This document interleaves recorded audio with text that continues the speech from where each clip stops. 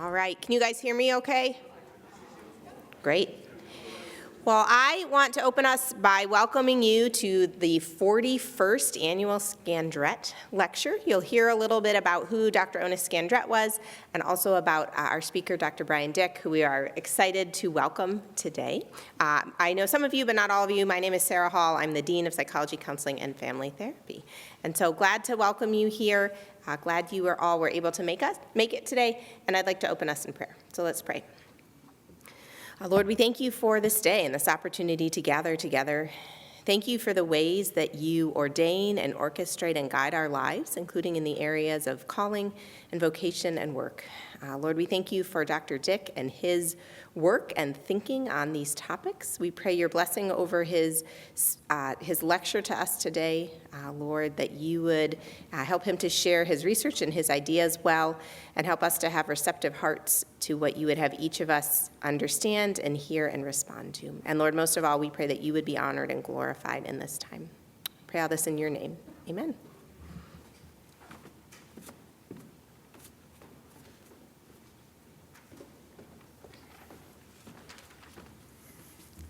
So we're here today at the Ona Scandrette Lecture. As identified in his obituary published in the Chicago Tribune, Dr. Scandrette was born and raised on his family farm in Wessington Springs, South Dakota. He then graduated from Wessington Springs Academy and College. From this farm in South Dakota, he went on to complete a bachelor's degree program in English from Seattle Pacific University, a master's degree program in educational psychology from the University of Washington, Seattle, and then completed a doctoral program in psychology at the University of Northern Colorado, which is not far from where today's esteemed lecturer is a professor.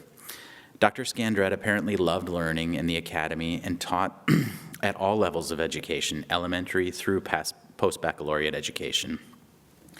In 1959, he accepted a teaching position in the psychology department here at Wheaton College. He would later serve as department chair from 1962 to 1979 when he retired. Dr. Scandrette was not only a beloved professor of psychology, but he worked as a school psychologist for Niles Township and at the Mooseheart Orphanage near St. Charles, Illinois, as a counselor. In addition to this direct service and work as a professor, Dr. Scandrette pursued many hobbies and passions, including hiking, loom work, hot air ballooning, and photography. In 1999, 20 years after his retirement, he received the Charles Keaton recognition for his significant contribution to the field of photography by the Photographic Society of America. My personal exposure to Dr. Scandrette was through his passion for photography. Though I never met him, when I first came to the mezzanine in the mid-90s, I noted a number of very interesting pictures scattered throughout the walls. The content of these pictures struck me as attending not only to the object of the picture, but more explicitly to the way in which these might be perceived by the viewer. It's my understanding that in addition to these photographs on the mezzanine, many others are housed in the special collections here at Wheaton College.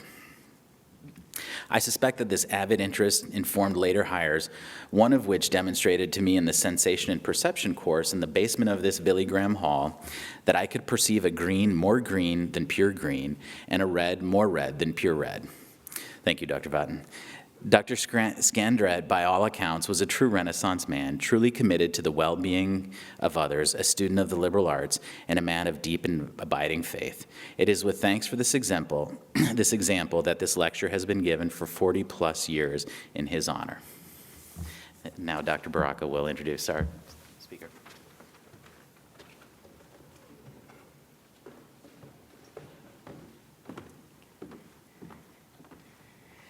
Dr. Bryan Dik majored in psychology at Calvin College and went on to earn his PhD in counseling psychology from the University of Minnesota. He's worked at Colorado State University since 2005, where he teaches classes on personality, psychology of religion, and vocational development. His research and writing focus on meaning and purpose in work and on the concepts of vocation and calling. He has published 4 books, including Redeeming Work, A Guide to Discovering God's Calling for Your Career. Dr. Dik has also co-created the PathwayU, an award-winning career assessment platform that helps students identify meaningful educational and career trajectories. For the past several years, CMHC students here at Wheaton College have also greatly benefited from Dr. Dick's work, and they have read many articles that Dr. Dick has written, as well as this co-authored book, Make Your Job a Calling, in their lifestyle and career counseling course. Dr. Dick, you have already influenced Wheaton College in ways that you now know, and ways that you haven't known, and we are so grateful to be able to learn more from you today. We are excited to have Dr. Dick here today and speak on the topic of work and calling. Would you kindly welcome Dr. Dick, our Scandrette lecturer, today? Thank you.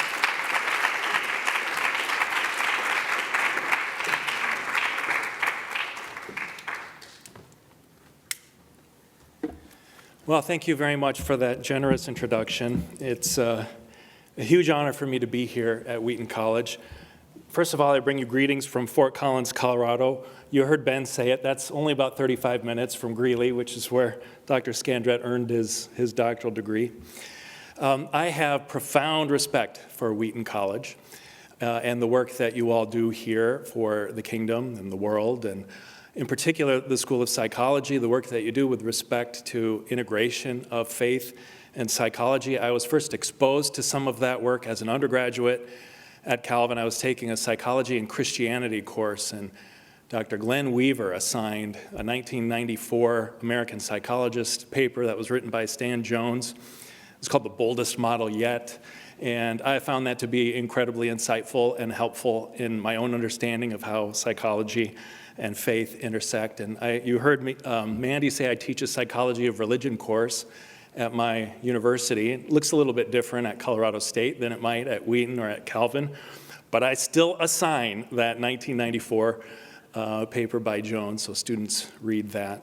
A little bit later, I was in graduate school preparing for comps, and I wanted a good source to prep for the part of the exam on theories of psychotherapy.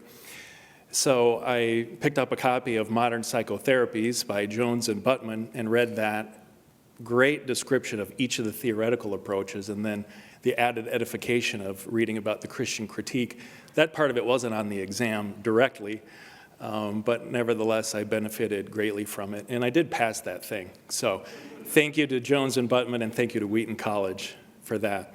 I have continued to follow the work that you do here from afar. I've enjoyed the opportunity to get to know several of you, both today and over the years. And I've even had the chance to collaborate with a few of you. Most recently, Denise Daniels was here. We spent most of last year reviewing the research on workplace spirituality, which is a really fascinating literature which is relevant for the topic of the day, although really kind of separate. So that's another lecture for another time.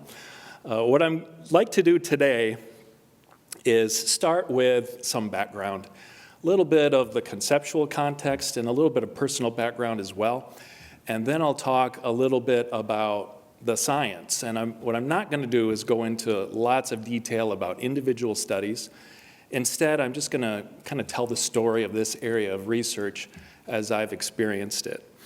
And then toward the end, we'll transition and really focus on application. And that will be directed mainly to students. Discerning and living a calling is a lifelong process. It's an ongoing process. It's not something that you conquer as a sophomore in college. But nevertheless, there might be a few of you here who are really wrestling with some of these issues today. So I'll try to share a little bit of the wisdom that maybe would have been helpful for me when I was an undergraduate student. So let's start with a little bit of a thought experiment. Let's just imagine that at this point in the semester you are incredibly busy and overwhelmed. Maybe that's not all that hard to imagine. And you have a break in an afternoon with no meetings or classes and decide, you know what, I'm going to pack up my laptop and head to a coffee shop. You go to the coffee shop, power up, and start plowing through email or working on that paper or whatever it is. And at an adjacent booth, you hear three women interacting. And clearly they know each other, enjoy each other's company, and they're having a good time. It's a little bit hard not to overhear what they're talking about, and you begin to realize these are realtors. And a lot of what they're talking about are plans for the weekend, how their families are doing, but then things take kind of a reflective turn. and they begin to express a little bit about how they interact with their work. And the first woman, let's call her Shauna, says, you know what, this is really, it's just a job to me. It's been hard since, interest rates have gone up. I put the time in, I'm scratching out a living. That's really what this is about for me, this area of work. It's about the income I can get from it so that I can feed my family. When I clock out at the end of every day, I feel relieved because I can focus on the things that I care more about, which is really just about anything. She says, I have a friend who works at a bank. She seems to make good money. It's certainly more predictable and stable. And if there's an opportunity there to earn more with fewer hours, probably I'm going to take it. The woman in the middle, Susan, says, well, that sounds kind of depressing. She says, I think about things very differently. The broker that we report to at our agency, I could run this thing a lot better than he does. And what I would really like to do is start my own agency because I think I can eat into market share and really make a name for myself in this region. I've got big goals. I'm not going to rest until I achieve them. And then Monique, on the right, just sort of smiles, takes all of this in, and says, the two of you are thinking about this in the wrong way. You need to take a step back and realize what we are in the business of doing.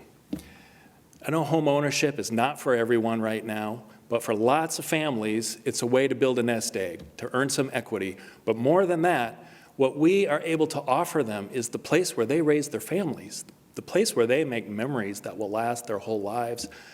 It is a privilege to be able to do this kind of work, and I'm grateful for the chance to do it. Now, you have here 3 women in the same line of work, same job title, with 3 very different approaches to work.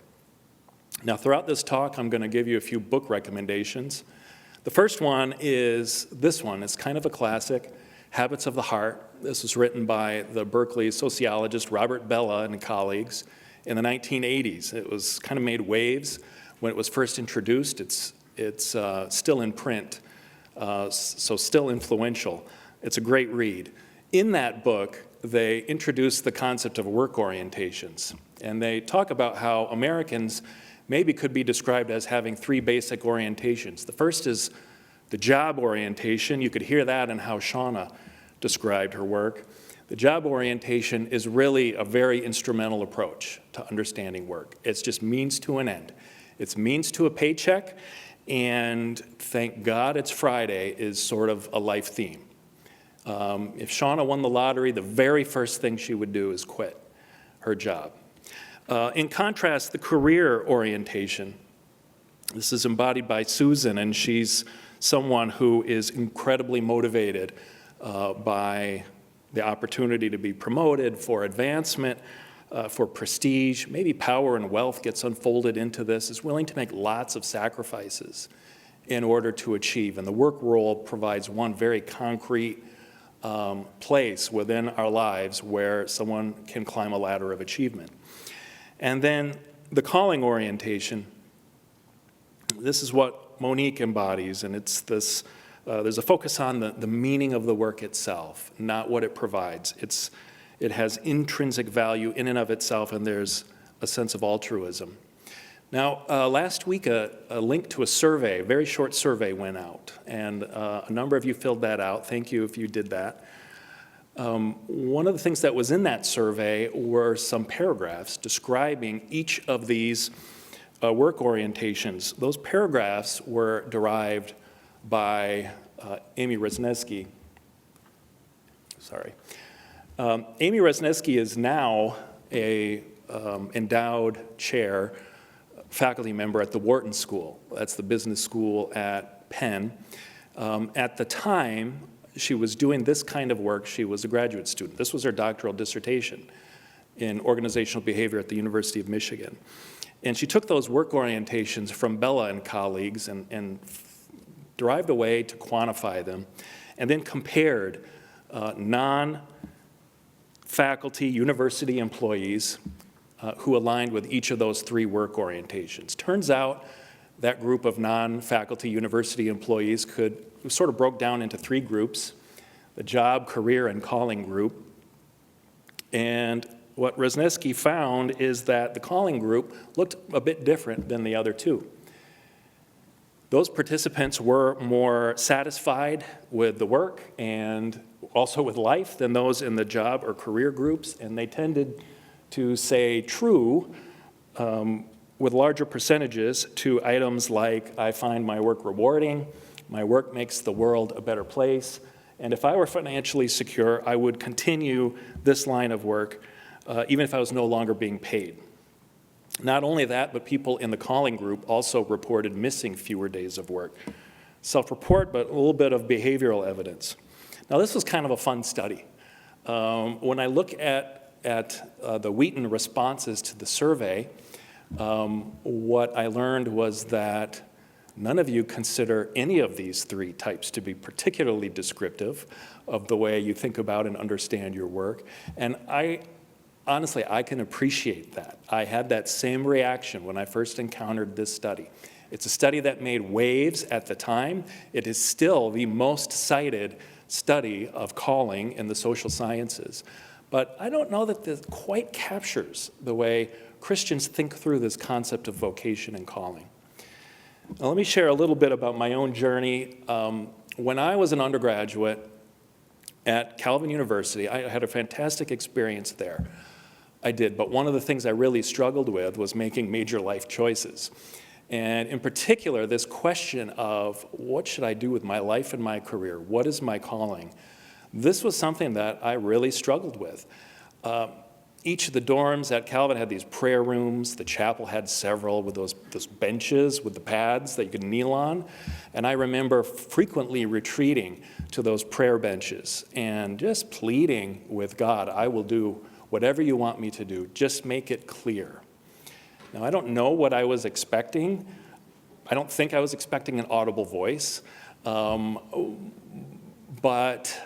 I think I did think that if I prayed enough about this, I would have some kind of spiritual experience where clarity would just be part of my mindset. I would maybe wake up someday and just know what the answer is. That didn't quite happen. I do remember going to a career counselor and just laying all out on the table how much I was struggling with this. And she looked across the table at me and said, you know what, I think you just don't really want to make a decision. Seems like you kind of want the decision to be made for you somehow. Maybe you don't want to take on the responsibility of making this choice. I was so furious. I did not come back. Because of course, she had totally nailed it. That's exactly what was going on with me. Well, eventually I got to the end of my time as an undergrad and decided I needed to do something next. And I was a pretty good student, so I decided, without having a clear sense of clarity, maybe I'd just go to graduate school. I was a good student, and I got some advice that maybe that's a reasonable next step. I chose counseling psych because it seemed like the broadest area of psychology. People with that degree could teach, they could do research, they could go into private practice. Some of them consulted for organizations. I thought by pursuing that path, I could effectively delay the decision on what I was supposed to do with the rest of my life. Well, one thing I took with me when I landed in graduate school, it was a book. This is my second book recommendation. There's a book by a philosopher, Lee Hardy. Title is The Fabric of This World. And the subtitle, it's too small for you to see probably, but it's Inquiries into Calling, Career Choice, and the Design of Human Work. And I recall taking a lifespan development course at Calvin, and the professor, Wayne Josie, recognized that I was struggling a bit with navigating this decision-making process. And at the time, if you were an honors student, then you had to contract with within some courses to do some kind of extra project. So he came up with this idea that I would spend a lot of time in deep reflection, reading about these things and journaling and writing about it. And there were several books that he assigned. I don't remember any of them, but I do remember this one. I don't remember the others. But this one really struck me as incredibly helpful. And some of you have probably read this. It's considered a classic, probably could use a revision. But it provides a kind of sweeping review of the history of Western thought around work, but then kind of a Christian appraisal of ways to think about calling.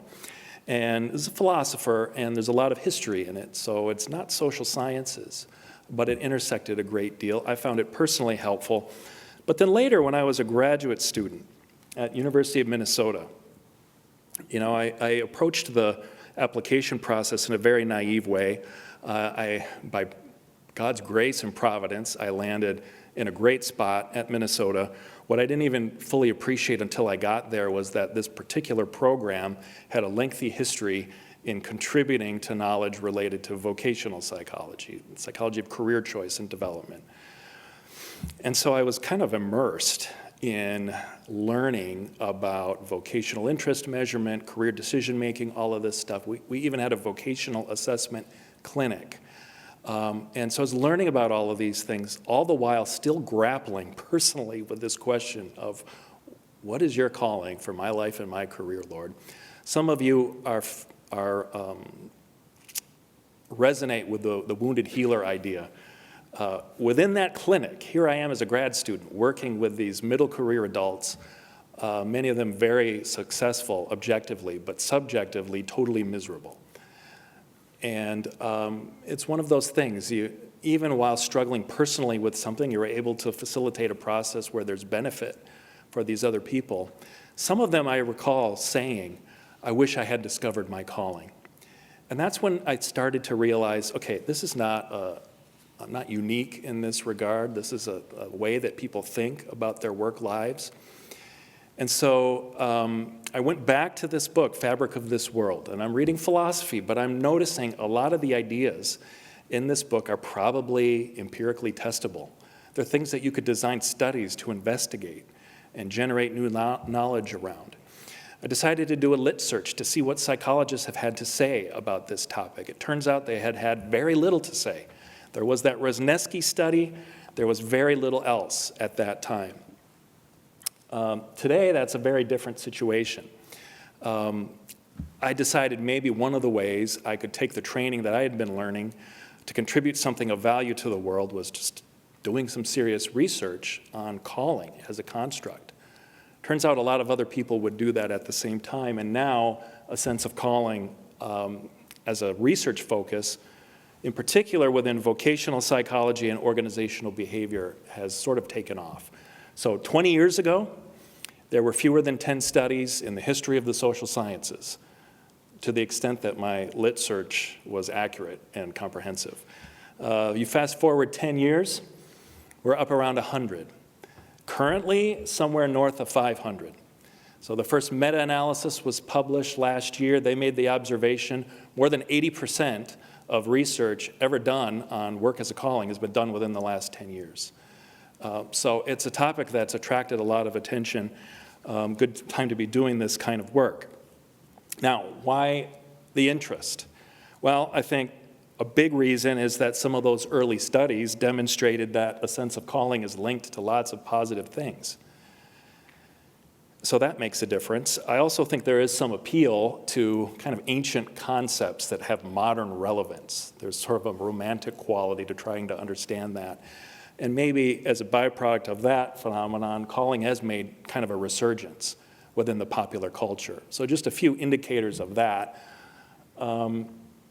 I think you folks at Wheaton are probably familiar with NetView, which is Network for Vocation and Undergraduate Education. Wheaton is one of the 300 plus schools that are part of this network that have said, we are the type of institution that wants to have conversations with our students about calling, vocation, and purpose. The sociologist Tim Clydesdale published a book after conducting some research on graduates of these types of institutions, laying out some of the pros of this model of education. And it looks different at different places, but it is something where there is a national, international conversation around. Well, that's another book recommendation, by the way. I think we're up to 3. The subtitle is Why Colleges Must Talk to Students About Vocation. So that's in the world of higher ed.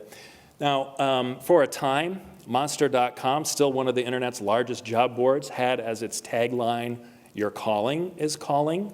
You have to take your eyes off of Alicia Keys and move them to the upper left to see that in the logo there. You see, that's an interesting way to put it. Oprah likes to talk about calling. Living your best life is to find out what your calling is. Your real job on earth is to find out what you were meant to do and to find a way to do that thing. She's devoted issues of her magazine to this topic, and if you ever hear her give a commencement address, usually at one of the Ivies, but in this case, in my neck of the woods at Colorado College, she will implore graduates to discover and live out their true calling. I don't know if you've ever played around with the Ngram viewer on Google, but it's a tool that linguists can use. It's an unimaginatively huge database of printed English text. You can enter in a phrase and see what proportion of printed English text includes that phrase plotted by year. And so I did that with the phrase work as a calling, and you can see that within the last 20 years, the proportion of English text that includes that phrase has gone way up. And you go to any bookstore, you'll see books that talk about work as a calling. The father of positive psychology, Martin Seligman, devotes a chapter to this in his book, Authentic Happiness. So does the Dalai Lama in his book, The Art of Happiness at Work. And you'll see books with titles like Live Your Calling by the Brenflicks. Some of you have probably read Let Your Life Speak by Parker Palmer, Os Guinness's The Call. I mean, if you're looking for reading material, I'd suggest starting with that yellow book. But you get the idea. A lot has been written of late about work as a calling. And if you read that work, you'll start to appreciate why Amy Wrzesniewski likens the concept to a Rorschach. There's a sense in which it's kind of a projective. And the way people talk about calling probably reveals some things about their worldview commitments. So, okay, how do you define this concept of calling? Well, what do the experts say? It depends, of course, on who you ask. Is a calling a transcendent summons toward purposeful work that serves pro-social ends? Is it a consuming, meaningful passion people experience toward a domain? Is it a higher order self-set career goal that generates meaning? Is it a course of action in pursuit of pro-social intentions, converging on a person's sense of what she wants to do, should do, and actually does? This is not an exhaustive list, it's a representative list. There are no fewer than 14 distinct definitions of calling in the research literature. So yeah, depends on who you ask. Now, if you scan these, you realize it's not like we're talking about completely different things. There is overlap. There are some commonalities across these. But as a Christian, if you take a step back, I think you start by recognizing that the word calling implies that there's a caller. I think we can agree that our God is a God who calls. He calls us to himself, and he calls us to engage his world. And if you read theologians, you'll see often a discussion of calling includes different levels. So you can think in terms of the general calling that God issues to people to enter into a relationship with Jesus Christ and a life of discipleship. Then there's the particular calling. This is language that the Puritans used to describe a calling within a vocational sphere, some way of engaging the world. And then there's even the immediate calling, which is this question of what does God want me to do right now, in this moment? That one always struck me as kind of intense. But I'm approaching this as a vocational psychologist, right? As somebody who studies career choice and development in the workplace. And so my focus is on this level of calling, our callings within the work role. I just want to be clear, I think callings are broader than that. I think it makes sense to think in terms of multiple callings. So I don't want you to think that I believe a calling is limited to work. That's just the lens through which I've studied this concept. Okay? So my working definition is a sense of calling as a way of approaching the work role that has three dimensions. First, a transcendent summons. The second, an alignment of work purpose with broader sense of life purpose, and then a pro-social orientation. This is, I would say, is a psychological definition of the construct. It's something that sometimes is described as neoclassical, meaning it's consistent with a Christian understanding of calling, but is maybe broader than something that is applicable only to Christians. So some people experience a transcendent summons without recognizing it as coming from God, but maybe it comes from a family legacy or a social need or something like that. Now, in psychology, once you define a construct, the next step is to measure it. And so after crafting this definition, we worked in my lab on developing a scale to measure this thing. And it's called the Calling and Vocation Questionnaire. I'm not going to go into details about scale construction other than to have the image of the measurement model up there because, I mean, isn't it beautiful? I will point out that we did, when establishing validity evidence for this scale, we used a self-report, other report technique. So you have people fill out a survey rating themselves on these scales, but then you ask them to nominate 2 to 4 people who know them well. You send those 2 to 4 people the same items, have them rate the target person, calculate mean scores for each of those clusters of nominees, and then look at how relationships on self-report correspond to relationships from the reports of other people. That's a really kind of fun, cool way of establishing validity evidence using multiple methods. So anyway, just wanted to say we really did try to be rigorous. There's 24 items on this scale. Here are 3 of them. Take a minute and read these. And in your mind, think of a rating. The scale goes from 1 to 4, not at all true of me, to totally true of me. I was drawn to something beyond myself, by something beyond myself to pursue my current line of work. My work helps me live out my life's purpose. Making a difference for others is the primary motivation in my career.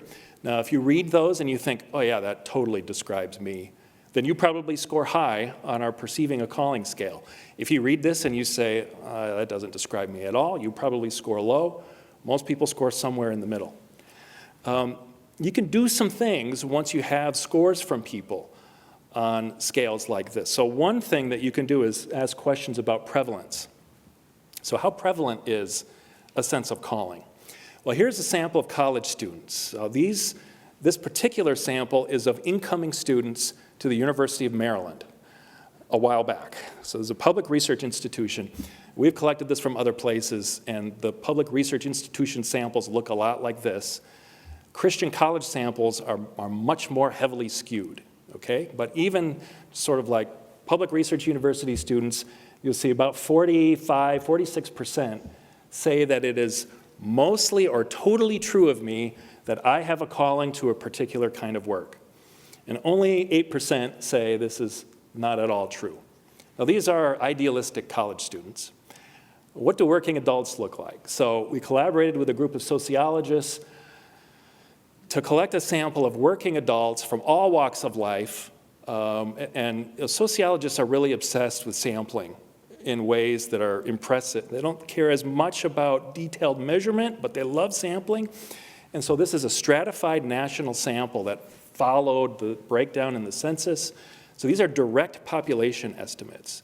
Working adults from all walks of life, it's almost the same percentage as the college students, but you notice that the proportion who say totally true to that statement, I have a calling to a particular kind of work, is actually higher than the students, like 23%. And the proportion who say it's not at all true of me is also higher. Now, this is pre-COVID data. It's not immediately clear how things have changed after that, but I don't know what your impression of this is. I thought this was like shockingly high as a measure of this in the population. The other thing you can do beyond prevalence is look at what difference it makes. So what we've learned from lots and lots of studies using the Calling and Vocation Questionnaire and one of about 6 other scales that are frequently used is that people with a calling are more confident and comfortable with their career choices. They experience greater meaningfulness at work. They're more engaged and involved in their jobs. The numbers, by the way, come from the meta-analysis of calling studies that was published last year. And people with a calling report higher job satisfaction. So a sense of calling is associated with all kinds of positive career development kinds of variables. But not only that, people who think of their work as a calling report experiencing less psychological strain. They feel that life as a whole is more meaningful, and they say they're happier than people who think of their work in other ways. Now, a lot of these studies were cross-sectional and correlational. Originally, correlation doesn't equal causation. I tell my undergrads, if this is the only thing you remember from your time in psychology, we will have done our job. Correlation does not equal causation. But there are now about 24 longitudinal studies. They're not long-term longitudinal, but they do look at people over a period of time at multiple time points. And what's become pretty clear is that the causal arrows go in both directions. So a sense of calling does lead to good things, ordinarily, and those good things also reinforce a sense of calling, right? I'll also point out a lot of that research was initially carried out in the United States and Western Europe. It has since become a global phenomenon, and there are now somewhere north of 38 countries that are represented in the literature where scholars are actively engaged in research on calling. This also, not an exhaustive list, a representative list. And this is a shot from the very first gathering of calling researchers, which was held a few years back at the Free University in Amsterdam. Now, probably there are at least some neo-Calvinists in the room, and maybe when you heard Free University in Amsterdam, you recognized that the founder of that university is the Dutch theologian, statesman, Renaissance man, Abraham Kuyper. You know the famous quote, "Every square inch is mine, falls under the lordship of Christ." So while I was attending this conference, it was my mission to have a photo op with Abraham Kuyper. Now, he died more than 100 years ago, but I did find this bust, and it's not quite a selfie, but the organizers of the conference were just incredibly amused by this. They are faculty at the Free University, and they sent me home with an Abraham Kuyper coffee mug. So that was... but if you look at this cross-cultural research, before we move on, I do want to point out the similarities are more striking than the differences cross-culturally. And I will just give you an example to illustrate this. Chunyu Zhang and colleagues in China conducted a qualitative study of college students in China, inviting them to respond to some open-ended questions, asking them essentially to define calling. And their analysis pulled out 4 themes: guiding force, meaning and purpose, altruism, and then an active tendency, which is kind of like engagement. Maybe those themes seem familiar to something that was presented earlier in this lecture. After that, Zhang and colleagues decided they wanted to construct their own scale, not just translating an English scale to Mandarin, but developing an indigenous scale. And so they did that, and the best fitting measurement model had 3 dimensions: guiding force, meaning and purpose, and altruism. Sounds a little bit like the calling and vocation questionnaire. So there are some subtle differences cross-culturally, but international scholars, there's like a stock paragraph in their studies where they talk about calling as a human universal. And to the extent that Viktor Frankl was right, that the search for meaning is a human instinct, I think it's easy to make a biblical case that that's true. It makes sense that people all over the place, all over the world, would want to experience that within their work lives. Okay, now, we're getting close to the end of the research part of the program. About 10 years ago, we made kind of a discovery. It occurred to us that maybe having a calling is not enough. That it's not so much about having a calling, maybe it's about living out a calling. And so we designed a scale to measure living a calling. Now we could independently measure having a calling and living a calling. And we found that scores on perceiving and living a calling scales correlated 0.46. Now, that's a strong-ish moderate to strong positive correlation. It's like impressive by social science standards, but it's nowhere close to 1.0. So in fact, although there's overlap between these constructs, they definitely are distinct. We then started to look at how various criterion variables correlate with perceiving and living a calling. So look at that middle column. Perceiving a calling is correlated between 0.23 and 0.48 with all these like work meaning, career commitment, job satisfaction, life meaning, life satisfaction. That's like, we're usually impressed by that kind of relationship. Something meaningful is going on. But look at those numbers in the right-hand column. The relationship between those same outcomes and living a calling are very strong, extremely robust. And in fact, I was able to demonstrate this same pattern with Wheaton faculty and staff for whom perceiving a calling was correlated, small to moderate, but positive with job satisfaction and job commitment, but living a calling, those correlations come up quite a bit. So it's not really just about having it, it's about living it. And of course, you have to look at the interaction of these things. So there is a relationship between having a calling and well-being, let's say about 0.4. When you statistically account for living a calling, that 0.4 goes away. One way to interpret that is to suggest that a lot of people who have a calling experience well-being, but it's because some of them find ways to actively engage and live out that calling. Not everyone is able to do that, but the people who do are the ones who experience well-being. We decided to kind of build a theory around this basic finding, and don't be overwhelmed. This is what the theory looks like. We do not win points for parsimony with it. There are 32 unique propositions, but really it just boils down to perceiving a calling is related to positive outcomes through living a calling. And there's a lot more to it, but that's really kind of at the core what we think is going on with how perceiving a calling is linked to outcomes. Okay, so quick summary of 20 years, more than 500 studies of calling research. A lot of people think of their work as a calling. A sense of calling is linked to lots of positive career development and general well-being outcomes. A sense of calling is cross-culturally relevant. Having and living a calling are different things, and benefits come less from having it and more from living it. There are a few Christian critiques to this area of research as it's grown. So first of all, definitional issues. That reaction to the Resniski paragraphs from Habits of the Heart is kind of a continuum between neoclassical and modern definitions.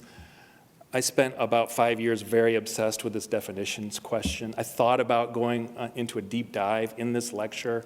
I know that there's a small number of people here who would really have enjoyed that, but everyone else is like, can we get to the punchline? And just say, not all of the ways people think about calling align with a clear Christian understanding of it. In particular, the emphasis on passion. It's not incompatible or inconsistent with the Christian understanding, but there's more to it than that, we would say, as believers. This area of study is excessively individualistic in focus. Some of that is a byproduct of self-report methodology. We're asking individuals to rate themselves.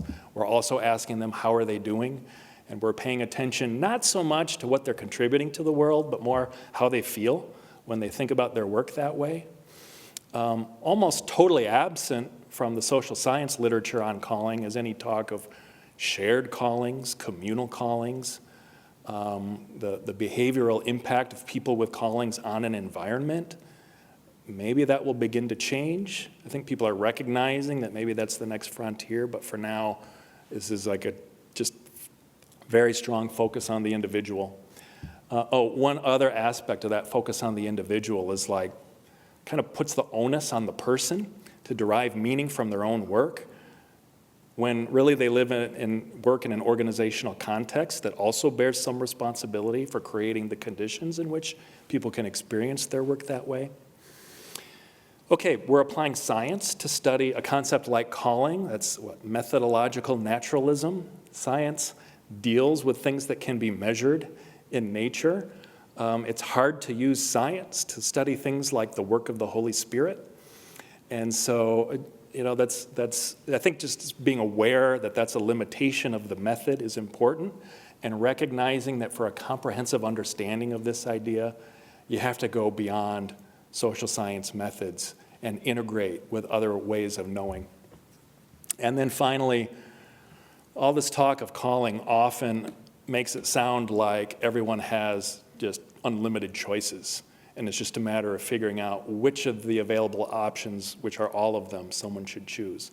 When in the real world, people have lots of constraints on their choices, and some groups of people have way more constraints by virtue of factors totally outside of their control than other people do. And so that's something that I think there's awareness of, but it's not often directly incorporated into studies that investigate this. Okay, now let's get to the application. So how do I discern my calling and living out? These students, they're hanging in there. They're thinking, I thought he said he was going to talk about how I can do this. So now I'm going to give that a shot.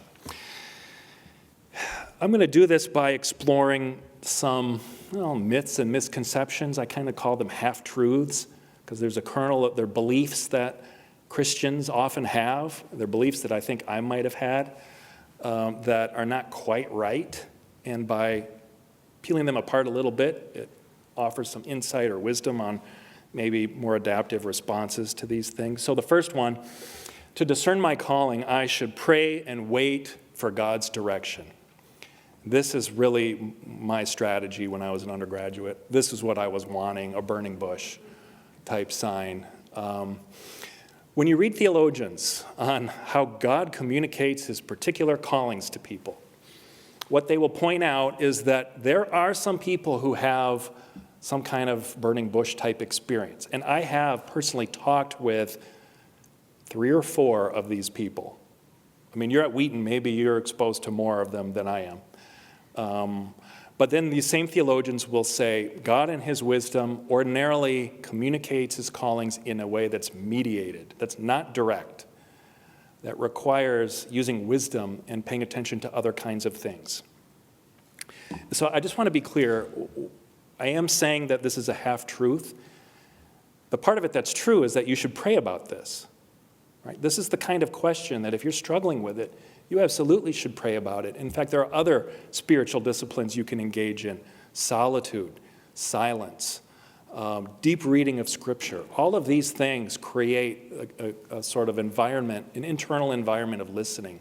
That is, I think, an appropriate posture to take.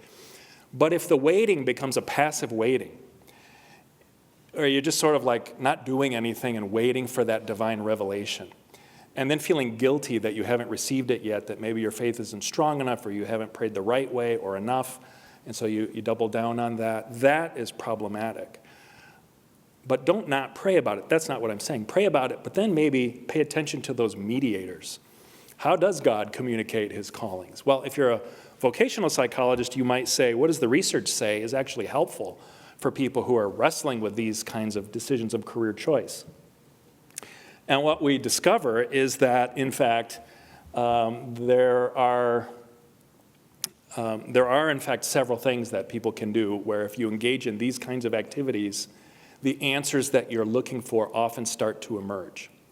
So this is a summary of a meta-analysis by Steve Brown and colleagues down the road at Loyola University in Chicago. They looked at all the studies that have tested a career intervention. And by the way, that word intervention just means like career counseling activity. It doesn't mean like the show Intervention. And what they discovered, well, what they were interested in was really 2 questions. Number 1, do these kinds of interventions help people? Do they make a difference? And number 2, if they do, and if some help more than others, what are the critical ingredients that are included in the super helpful interventions that aren't included in the ones that don't work as well? The answer to the first question was yes, absolutely. Participating in some kind of career intervention moves the needle, moderate to strong effect. It makes a difference. So if you're struggling with this, do that. And stick with it. Don't bail after one session when you get called out, like what happened with me. The answer to the other question is, yeah, there are in fact these critical ingredients, so you can see them here. Written exercises, especially written goal-setting exercises, is useful. Goals are really powerful. Putting them in writing, there's something about that that requires you to articulate these vague ideas bouncing around in your mind in words, to put words to them. It also has some symbolic power, like I'm writing a contract with myself, just writing them down. So that's one, individualized interpretation and feedback. This is the kind of thing you would get from a useful assessment experience. Number 3, accurate and up-to-date occupational information. Most people don't know what they don't know, and so just having access to opportunities that are out there so you can learn about those options is important. And the last 2 are socially driven elements. So number 4, building support from important others, recognizes that these kinds of decisions are best made not in a vacuum, but in the context of support.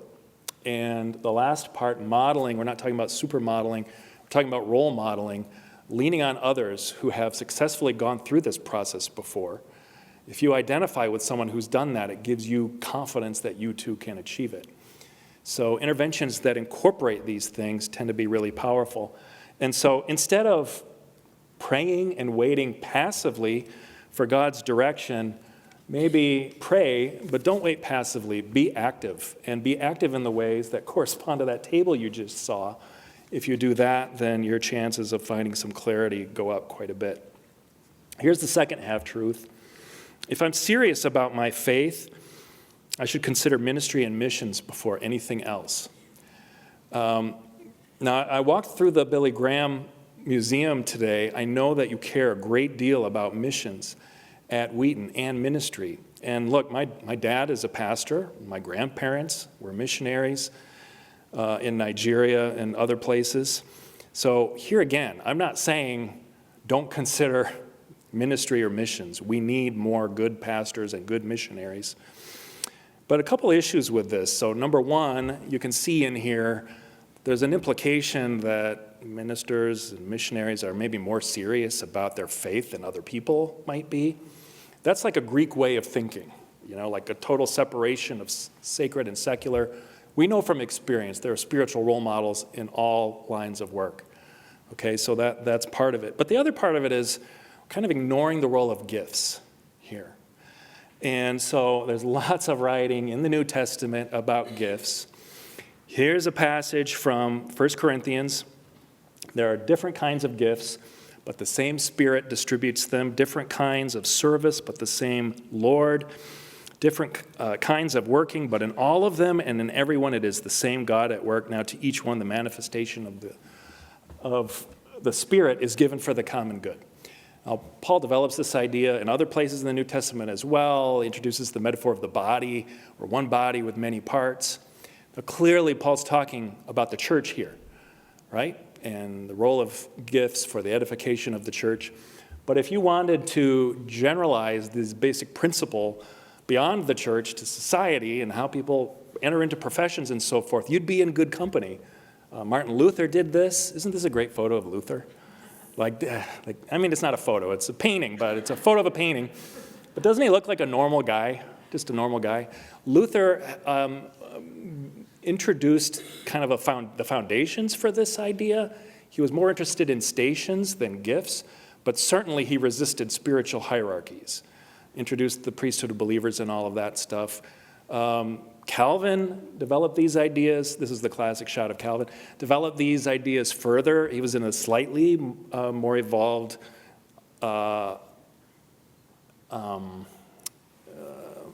technological context, sort of the early stages of the Industrial Revolution were going on. Calvin began to see that stations that people occupied were maybe not part of the created order, but themselves were subject to sin. Then the Puritans took the ball and ran with it, and besides wearing uncomfortable-looking clothes, Puritans, there's no doubt they left a very tricky legacy. But when it comes to writing about the role of work in human life, the richness that they brought was quite impressive. And here's William Perkins, long time ago, referring to that same passage that we just looked at. He writes, Paul shows the diversity of gifts that God bestows on his church, and so proportionally in every society. And that's the generalization from the church to society. And by reason of this distinction of people, partly in respect of gifts, partly in respect of order, come personal callings. Personal callings arise from that distinction which God makes between people in every society by virtue of their gifts. Now, I read this and I immediately think about another person from a long time ago, not quite as long ago, a little bit more of an obscure figure in history. This is Frank Parsons. The only way you'd know who this is if you'd studied career development. He's the father of vocational guidance. And in a skinny little book published in 1909, he has this money quote, which introduces this three-step process. In the wise choice of a vocation, he wrote, there are three broad factors: clear understanding of yourself, your aptitudes, your interests, and all kinds of other stuff; a clear understanding or knowledge of the requirements, conditions of success, and so forth of different lines of work; and then true reasoning on the relations of these two groups of facts. Understand yourself and what makes you unique. Understand what is required by different opportunities in the world of work, and then make a match. True reasoning on the relation of these two groups of facts. This is still fundamentally what career counselors do today. And I should just add that researchers have taken that person-environment fit idea and studied it thoroughly. So here is some evidence from another meta-analysis. I'll just really quickly kind of break this down. What you see here are correlations between different levels of person-environment fit with different outcome variables. So the degree to which a person fits their job, person-job fit, is correlated 0.56 with job satisfaction. Next level, organization level, PO, person-organization fit. The better people fit their organization, the more committed they are to that organization. Works on the team level, PT is person-team fit, predicts satisfaction with coworkers. Even at the dyad level, person-supervisor fit predicts how satisfied people are with their supervisor. All of that is to say, this basic principle that we read about in the New Testament that was introduced to the world of career counseling by Frank Parsons more than 100 years ago, it's been thoroughly studied and it really works. And so for the last 10 years of my career, I shifted gears a little bit, and instead of clinical practice, I partnered with some folks to found a company really to figure out how to leverage these ideas around fit into a product that could help people make decisions about their careers that would funnel them into paths that were meaningful and satisfying to them. And some of you I know have taken this platform, PathwayU. Some of you I met with earlier today, and we kind of walked through it. We measure things like interests and work-related values and personality.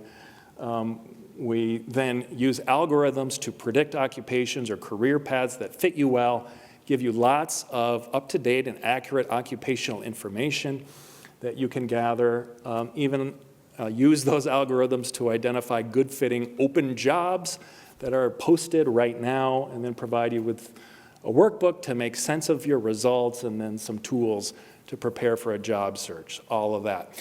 So anyway, that's one practical, it's not the only way, but it's one practical way to use some of these principles, apply them to your own life in ways that hopefully will lead you to make wise decisions wisely. So if I'm serious about my faith, I should consider ministry and missions before anything else. I would say, understand your gifts first. Maybe your gifts do align with ministry and missions, but what are they? How are you unique, and what needs in the world are you uniquely equipped to address? Okay, this last half-truth that we're going to address is this one: I might make the wrong choice and miss my calling. Now, this one is tied to this way of thinking that shows up in the like the idea of the soulmate in romantic relationships, which is perpetuated by countless rom-coms. It's the idea that there's one person out there in the universe for me, my soulmate, probably another student at Wheaton, And if I don't find this person, I'm doomed to a life of misery and loneliness. The career version of it is similar. If I make the wrong choice and miss my calling, then I'm doomed to live out a crappy existence working in a job that I hate outside of the center of God's will. That's how Christians would say it, outside of the center of God's will. Some people believe they'll end up like Nancy Hollander. Nancy Hollander is eulogized in the Onion, the satirical newspaper. And usually with the Onion, all the value is in the headline. You don't really get too much more by reading. But let me just read the first couple paragraphs. Retired post office branch manager Nancy Hollander, 97, died at her home, natural causes, after spending her life completely unaware that she was one of the most talented musicians of the past century and possessed the untapped ability to become a world-class violin virtuoso.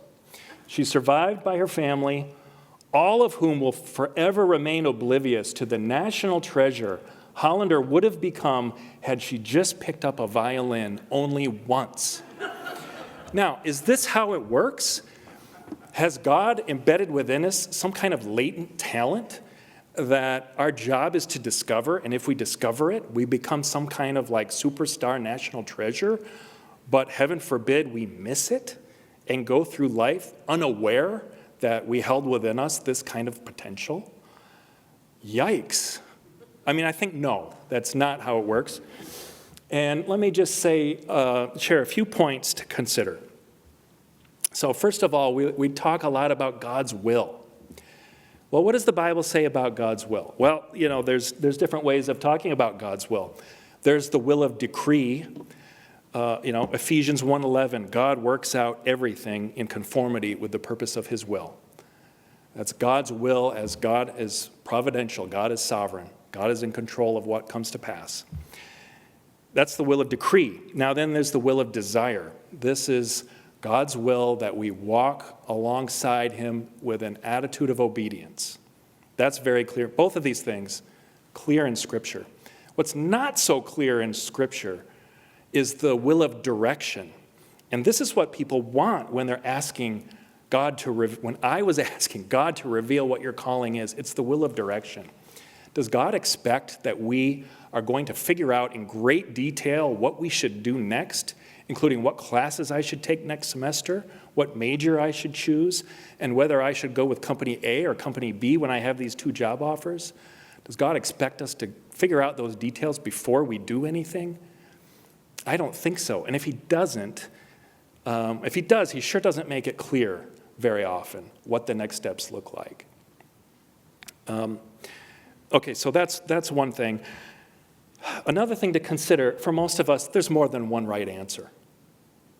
I mean, you just need to understand that there's more than one right answer. There are wrong answers, but there's more than one right answer. And I think about this as a scientist, all these algorithms that predict outcomes. None of them are successful at the level of a specific job title.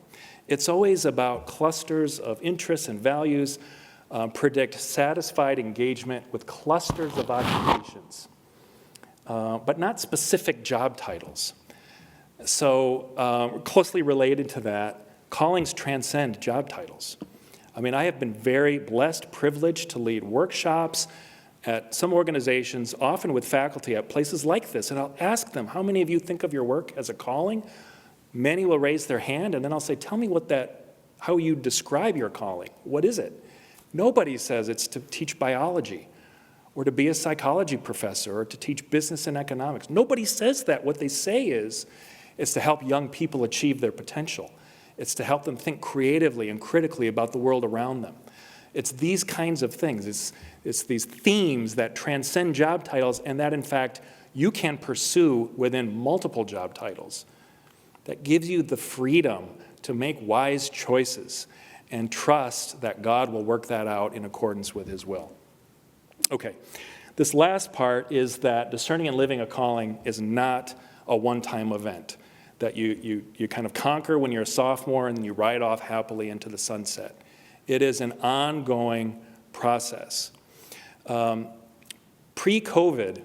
U.S. Bureau of Labor Statistics reported that Before age 50, the average American adult has had 12 jobs.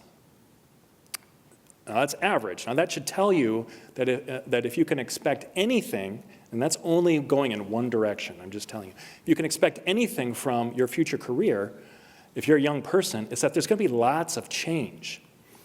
And so this question of, what is my calling? How can I live it out effectively?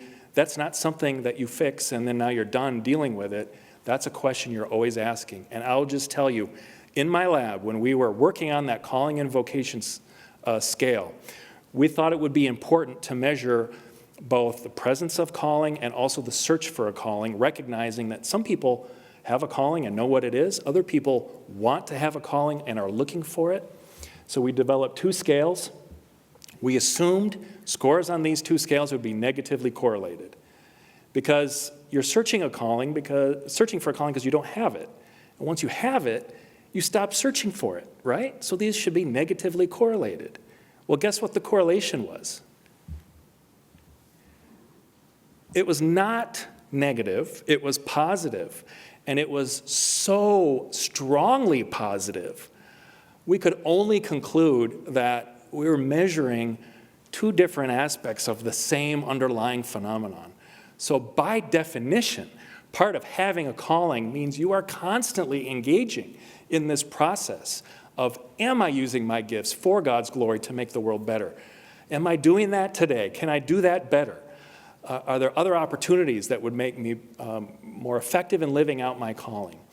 Can I be more effective in living out my calling within my current role right now? What does that look like? People with callings ask these kinds of questions all the time. Okay, then this last part. Oh, sorry, I need to close with this. So I might make the wrong choice and miss my calling. There are likely many paths that you could follow and still be faithful to your calling. So please, focus less on finding it and more on building it. And this is why we titled that yellow book, Make Your Job a Calling, and not Find the Job That Is Your Calling. This last part about living a calling, some of you know Pete Hill at Rosemead School of Psychology.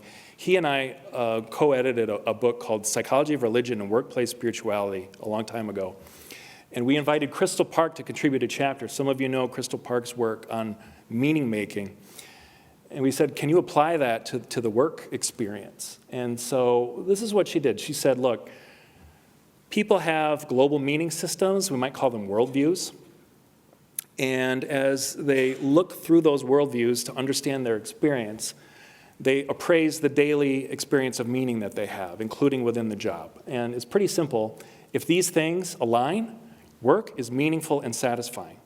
So if what you're doing all day fits with your global meaning system, your worldview, then probably you're experiencing both meaning and satisfaction.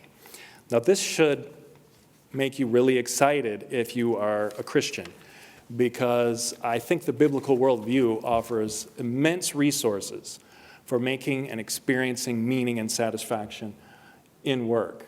And let me just share real quickly what that might look like.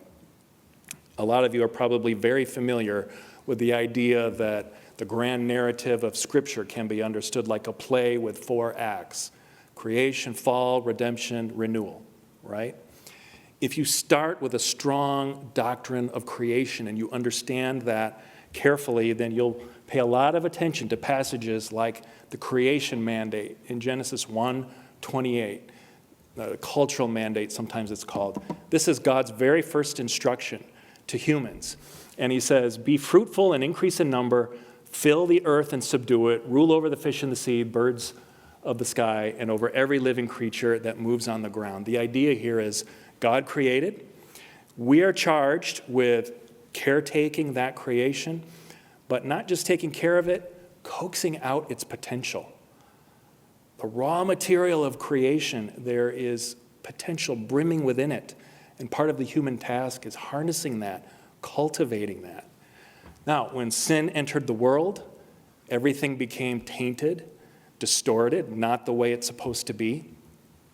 The antidote to that was Jesus Christ. Came to earth in the incarnation, walked among us, taught us how to live, died, was resurrected, and that brings redemption. Not just to people and how they relate to God, but to the entire creation. That's what we read in Scripture. And so in Colossians it says, "For God was pleased to have all his fullness dwell in him, and through him to reconcile to himself all things, whether things on earth or things in heaven, by making peace through his blood shed on the cross." All things, not just human relationships with God, but the entire creation and how it stands before God. And then renewal is where we're headed. So right now we live in this already and not yet place. When Christ returns and heaven comes to earth, we'll experience sort of the full renewal of all of this. But this passage in Colossians, you can tie it to this one in 2 Corinthians, which points out all this is from God who reconciled us to himself through Christ and gave us the ministry of reconciliation. My last book recommendation, skinny little book called Creation Regained. Some of you probably know it, by L. Wolters. He ties that Colossians passage together with this one from 2 Corinthians and says, if Christ is the reconciler of all things, and if we have been entrusted with the ministry of reconciliation on his behalf, then we have a redemptive task wherever our vocation places us in this world. We have a redemptive task if we're missionaries, if we're pastors, if we work in a bakery, if we teach at Wheaton, if we are engaged in facilitating psychotherapy for clients who need it, if we're musicians, if we're artists, if we're engineers. All of it falls under Christ's lordship, and we have a redemptive task wherever that is. So all of you have stories of what this looks like. A lot of Wheaton grads are profiled, exhibiting what this might look like. I'm running short on time, so I'm not going to share all the stories that I will bring, that I had prepared to, but I will just share this one in the middle. The Sweet Petite. It's a bakery not far from where I live. And it's run out of a garage. It's all kosher, met the whatever the people that make sure things are clean and so forth. But the woman that runs this, Jen DeCourt, she studied art. She's an artist. She cares about aesthetics, beauty, creating things. She decided that the way that she would do this in the world is by creating edible sculptures, cakes. And she does this, but she also suffers from food insensitivities. And as a believer, she knows others do as well, and she sees part of her mission as creating these kind of edible, beautiful sculptures in ways that can be accessible by people who suffer. And this is just sort of her way of providing some kind of justice in the world where people who are suffering can partake in the feast in a metaphorical way. So that's one example. I think the question for all of us is, what does that look like for us? What is our responsibility to cultivate creation, but also to work in this task of redemption, recognizing, longing for that day when Christ returns and makes everything new? All right, we made it. Thank you very much for your time and attention. I think we do have a few minutes. If anyone has any questions, there are 2 mics in the aisles, and you can walk up to them and ask away.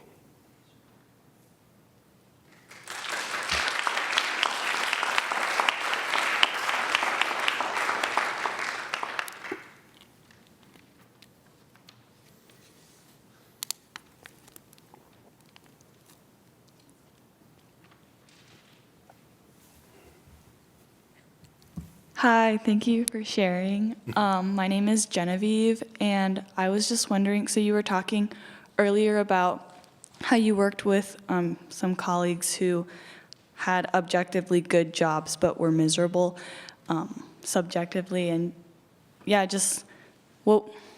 don't know if you were able to walk through that with them, or what would you do if you had someone who was going through that season of just being miserable, even though they're making all this money. Yeah. Well, so they were clients at a career counseling clinic, and what we're describing is kind of the golden handcuffs phenomenon. You're familiar with that idea of the golden handcuffs? It's like you're chained to a job that you don't feel like you have the freedom to leave because you've got obligations. You've got a family to feed. You feel like, I don't know if I could get another job that would pay me like this. And so even though you hate it, you feel trapped, chained to it. And so you persist. And that erodes people's well-being kind of quickly. So what do? Well, you listen, you provide support. You provide encouragement, you hear what their suffering is like, and you sort of sit with them within it.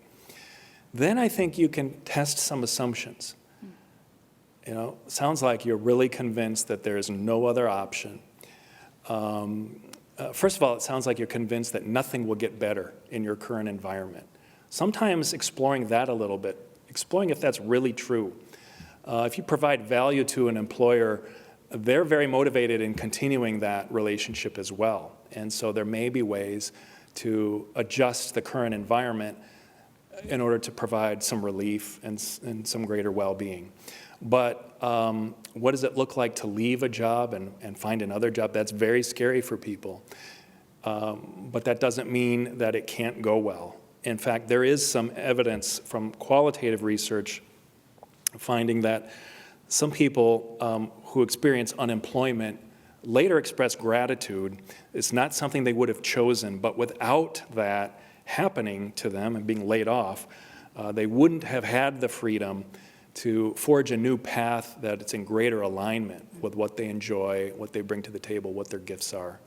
So, it's hard to answer this question in a really brief way because it makes it sound really simple, and it's not. I mean, there are very real constraints, and it's complicated. But those are a few things that you would do in interacting with someone who's experiencing that.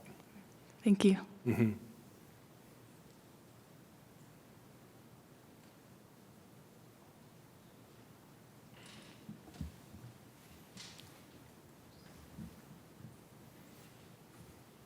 Hi, Dr. Dik. You talked about how a critique of calling is that it's very individualistic, but I think at a lot of faith-based workplaces, a lot of people come around the idea that they have a shared sense of calling, and so almost on an organizational level, I'm wondering what you think about organizations talking about calling, because it's such a personal thing, and whether there's a positive way to do that or a mindful way to do that, or sometimes a prescriptive way to do that. Wondering if you had any thoughts about that. Well, I don't know if I could share a prescriptive way to do it. Or whether, like some people sometimes talk about it prescriptively, whether that's Sure, good or bad. Yeah. Well, I think that the idea of a shared calling, especially at an organization that's very strongly mission-driven, where that mission is one of the things that attracts people to it, is really, really powerful. And, people it's also something that can be abused, okay? And I'll explain a little bit. So I do think that reminding people of what the mission is helps them orient to something that they've already identified as being very, very important to them personally. And so that an organization that recognizes that and doubles down on it can really invite people to re-engage and reflect on ways that their story aligns with this broader story. And there's the organization story. If it's faith-based, then it's part of God's broader story, right? Where it can be abused is where, and I'm talking to educators at a Christian college that maybe has enrollment pressures, and so you get used to doing more with less. And sometimes the request is couched in terms of, well, this is a ministry. We do this. We're asking so much of you because we know that it matters. And sometimes it can be hard not to get a little bit cynical about some of that. Yes, it is a ministry. Yes, the mission matters a lot to me. But do I really need to do that with this? Can't there be more institutional support for what we're doing? So that's maybe a vague response to your question, but I think what it boils down to is people are housed within organizations. For those organizations that have strong missions, it is something that reflective leaders would would do well to think about navigating in a wise way. Thank you.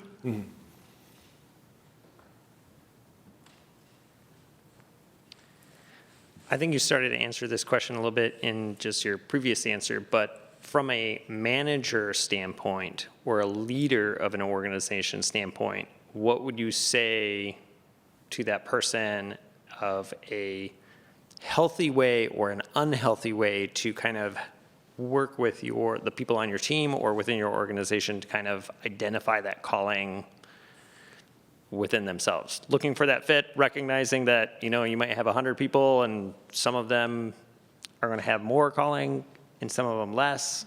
What would you say to that manager or leader in the organization?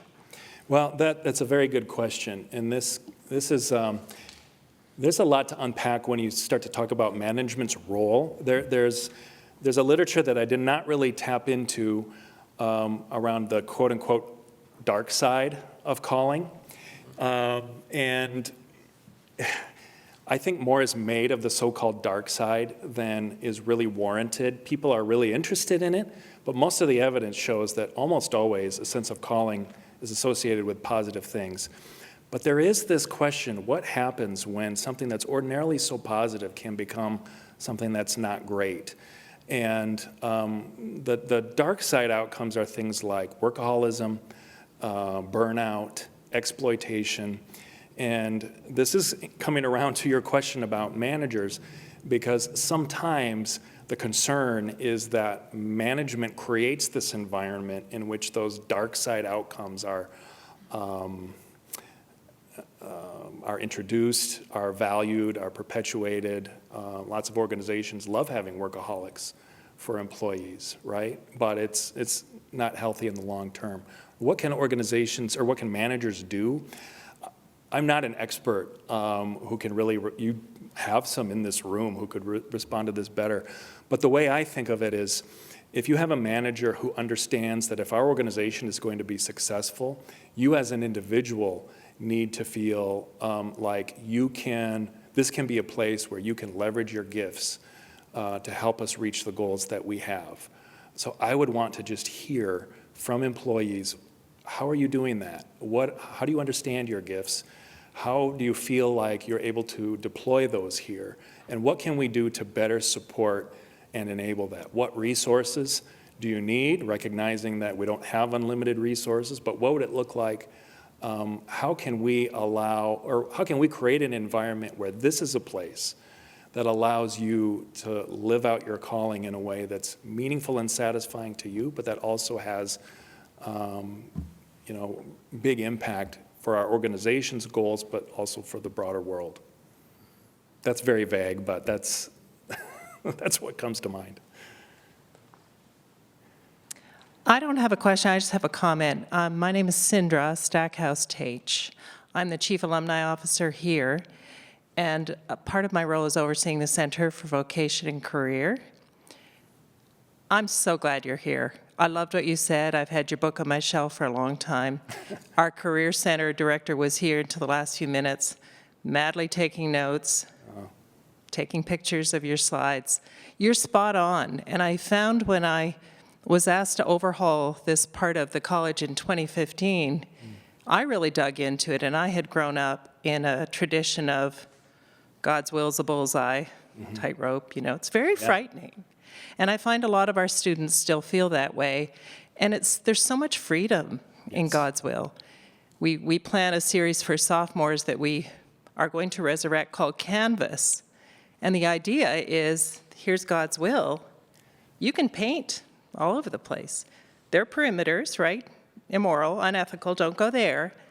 But you can paint God's so pleased if you're becoming more like Christ every day. That's God's calling. Yeah. So I'm preaching to the choir, but I just wanted to say thank you. I thought it was fantastic. Well, appreciate you. Thank you for sharing that, and thank you so much for the crucial work that you're doing here. And the rest of you, I mean, part of why I was so excited about the opportunity to come to Wheaton is because it's not a frequent occurrence for me to be around like-minded folks who get it with a capital G and a capital I. And so, I have versions of this talk at other types of places where I can't dig into how this intersects with the Christian worldview. But you have the privilege and opportunity to do that every day. That is just a tremendous blessing. And I'm inspired by how seriously you take that and how deeply you engage in that process. So the privilege here is definitely mine.